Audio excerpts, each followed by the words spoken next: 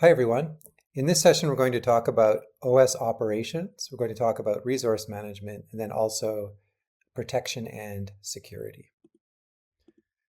So we'll talk about operating system operations, multi-programming, multitasking, and multi-mode. We'll discuss each of these three concepts.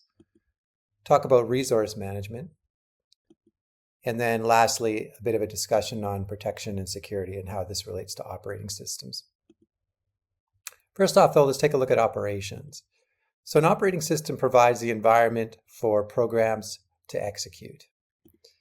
And how they execute internally varies greatly depending on the operating system that they're running on. But there are some commonalities that are worth exploring.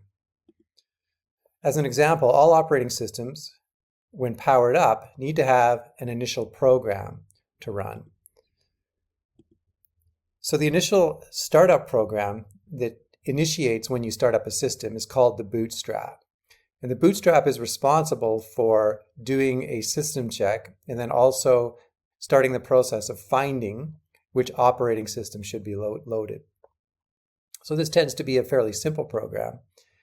And it initializes all hardware. So again, it'll do a check to make sure that all that hardware is functional. And then it finds and it loads the operating system. So there may be a list of operating systems that are a part of a system, and it will go with whichever one of the operating systems is at the top of the list, and we'll go ahead and start the loading process. And it then locates the operating system kernel and loads it into memory. So an operating system can run without any applications actually being loaded. So when you first start up an operating system, for example, there may not be any applications running. And so the OS will sit quietly waiting for an event to occur. So for example, you start up your Word processor, you start off Microsoft Word on your Mac operating system or on your Windows operating system. And that triggers an event, and the OS will then start going through the process of loading that application on top of that operating system. And so events are almost always signaled within a system as what we call an interrupt. And we're going to talk in more detail about interrupts as we go forward in this course. And so a system call is a type of request from a user program. So if I start up my Microsoft Word and I start typing, right, then those keyboard strokes would be part of a system call. Or if I'm finished typing and I want to save my document to a storage location, that would involve a system call as well, because I am basically telling the operating system, hey, I want to save this to hardware. And then the operating system will handle that interaction as a system call to that particular physical hardware. So whether it be a solid state drive or a magnetic disk, or maybe somewhere on the network, it's the operating system that handles that. So it happens via an interrupt and then a system call. So let's talk a little bit about multi-programming and multitasking. So all modern operating systems can run multiple programs, even smartphones, right? You can run multiple applications on a smartphone, and you can toggle back and forth between those applications. So one program cannot keep the CPU busy at all times. So the CPU has to be able to go from program to program and allow those programs to execute. So multi-programming is the concept where we can increase CPU utilization. So we want to be able to allow the operating system to run multiple programs at the same time. For example, a Word document and a web browser and our social media. If we're on a smartphone, our Instagram and our LinkedIn and our Facebook, we have applications for all of those. So we want to be able to run all of those programs. We want to be able to do it efficiently and quickly. So we want to keep the user satisfied by making those applications very responsive. And the more responsive, the better, right? Users are not patient with delays in application loading. So each program within a system then is coined a process. So we're going to use this term a lot in this course, the idea of a process. Okay, so what is a process and how processes work? And so the CPU is constantly switching between processes. So each application then could be thought of in a simple term as a process. Okay, and there's more to it than that, but at the base, we can think of it, each program as a process. A process is a better term. And the CPU does not sit idle. Now, multitasking is a logical progression of multi-programming. So multitasking is the idea that we can go back and forth from application and allow each of those applications to process at the same time, or allow those processes to execute at the same time, at least from a user perspective. So what the CPU does is it executes multiple processes by switching between them, and it does it so quickly. If we have one CPU as an example, it does it so quickly that it appears that the CPU is multitasking. Well, it is multitasking. And we'll get into the details of what true multitasking is. But it's switching so fastly between those processes that it appears that all of those processes are effectively running at the same time. So the CPU then, we can say, is constantly switching between these processes. So from Facebook to Word to Instagram to whatever other applications you have, and then back. So we're constantly going from application to application. Of course, the more applications you have open that need to process, the more jobs the CPU has, the more switching the CPU has to do from process to process. So depending on, the power of your system, there is a threshold where you might have too many processes open and you start to see a degradation in response times. So again, the CPU does not sit idle. So we need to have a way of managing memory because all of these applications have to be stored somewhere. And so those applications, when they execute, move from memory into registers, right? So we have to be able to manage that effectively. So that is what we call memory management, and then also CPU scheduling management. So remember, we move from memory into registers if we need to do an execution, a line of code that's part of a program. So that requires scheduling management. So a well-designed operating system ensures that an incorrect program cannot cause other programs to execute incorrectly. So we must be able to distinguish between operating system code and user-defined code. So that's what this diagram here is showing, that there's a difference between the two.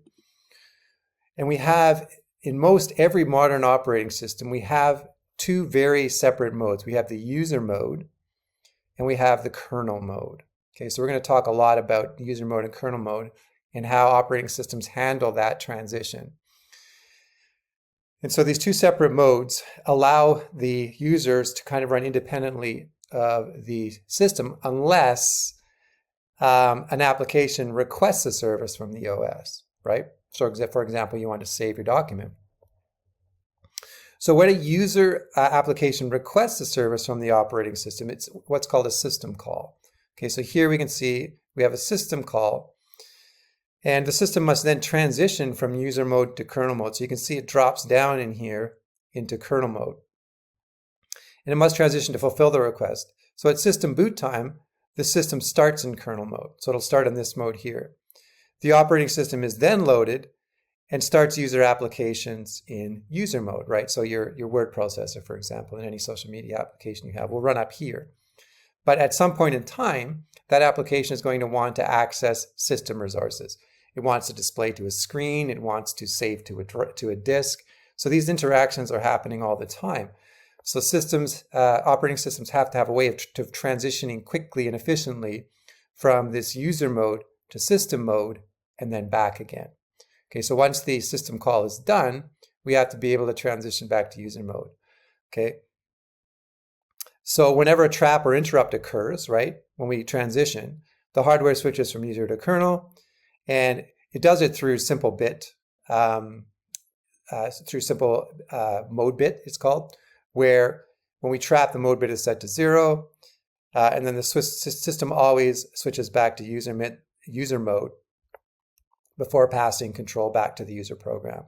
So the user request is trapped, the system call occurs, and then we transition back to user mode before that user program is then allowed to run or execute again, so that we don't have the user mode, anything happening within the application actually adversely affect the kernel through, say, for example, poor code. Now, to resource management, the operating system must manage the CPU, memory, file storage, and I/O devices. So remember, it's an intermediary, so it handles all of the interactivity. So for process management, the operating system handles creating and deleting user and system processes. Again, we're going to talk in great detail about how this occurs. Scheduling processes and threads on the CPUs.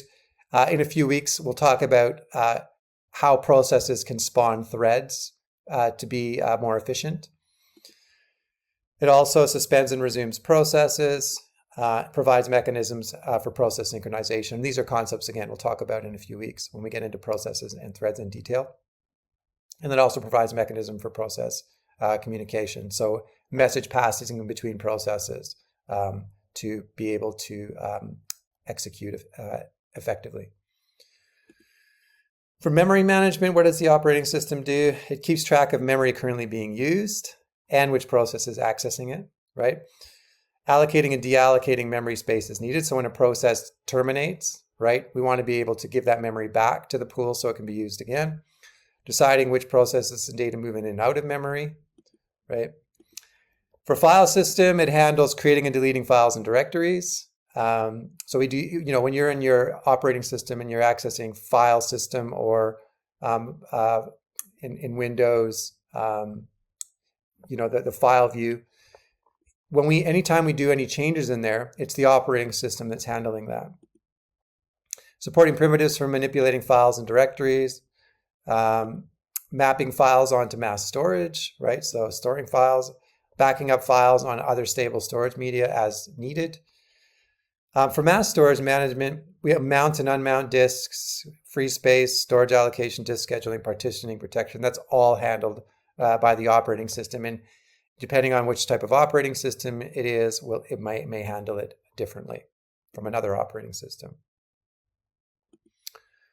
Also, cache management. It's a very important part of operating system resource management. We saw that pyramid of different levels of storage.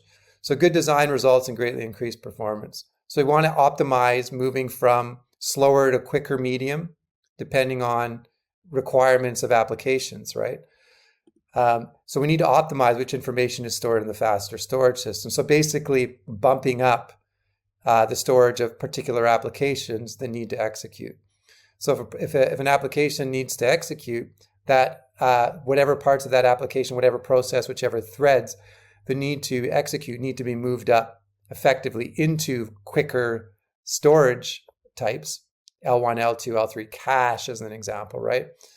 And the better an operating system can do that, of course, the more optimized it is for speed. And then I/O system management. So the I/O subsystem hides the peculiarities of specific hardware devices from the user. And this is a big deal. This is what allows you to basically connect any device and have the operating system seamlessly handle communication from the user side of things to the system side of things. So you connect a USB drive, for example, and the operating system handles the ability to be able to save to that USB drive. Now, I mean, it's not so common anymore, but anytime you're accessing an external device and you just plug it in and it happens seamlessly, that's the I/O subsystem doing its job. So it consists of memory management that includes buffering, caching, and spooling, general device driver interface. So again, making that transition between the application through the operating system to that device seamless. And drivers for specific hardware devices. So these days, devices should be seamlessly able to plug into an operating system and give immediate access. That wasn't always the case. Lastly, security and protection. So protection is any mechanism for controlling access of processes or resources defined by a system. So it must specify the controls to be imposed and how those are enforced. So it must distinguish between authorized and unauthorized usage, and different operating systems handle this in different ways. And security is a little bit different. It defends the system from external and internal attacks. So things like password management, user management, and that sort of thing. So operating systems incorporate prevention by implementing multiple levels of security. So you may have an administration level account versus a user level account as examples. And operating systems can handle those different levels seamlessly. All right, that's all I wanted to talk about in this session. So we looked at operating system operations, the difference between multi-programming, multitasking, and multi-mode, and how CPUs handle multitasking generally, right? We'll get into more detail. Talked about resource management, and then lastly, that operating systems should be able to handle protection and be able to handle security. All right, thanks for tuning in. We'll see you in the next session.